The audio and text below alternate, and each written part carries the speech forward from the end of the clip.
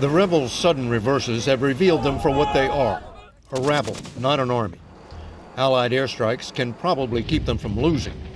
But the rebels say they could win if only someone would give them better weapons. We don't have arms at all. Otherwise, we finish Qadaffi in a few days. But we don't have arms. The rebels have weapons they captured from Qaddafi's army, but they don't necessarily know how to use them.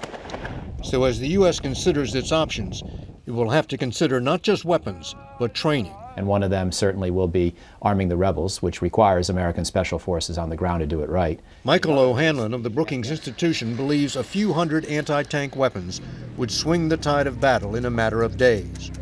But it would also violate President Obama's repeated pledge not to put American boots on the ground in Libya. It may not have to be the United States. There's good reason to think that some European special forces could do comparably well, maybe even better in some ways, given their contacts. But who would they be arming? Although Secretary of State Clinton has met the rebel leaders, U.S. intelligence is still trying to determine what lurks behind the public face. The admiral, who has taken command of the operation, says there are concerns the rebels may include some of America's worst enemies. We have seen flickers in the intelligence of potential Al-Qaeda, Hezbollah. We've seen different things. The president has not yet decided whether to arm the rebels, and he may not have to. Tonight, Libya's foreign minister defected to London, the first big crack in Qaddafi's inner circle. Erica? David, talk to us a little bit about this document, though, that the president signed authorizing covert operations and support. What exactly could that include?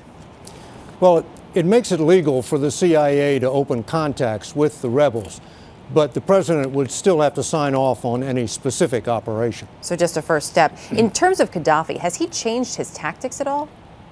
He is now telling his forces to switch to civilian vehicles, which will make it harder for aircraft to identify friend from foe on the battlefield. David Martin at the Pentagon tonight. David, thanks.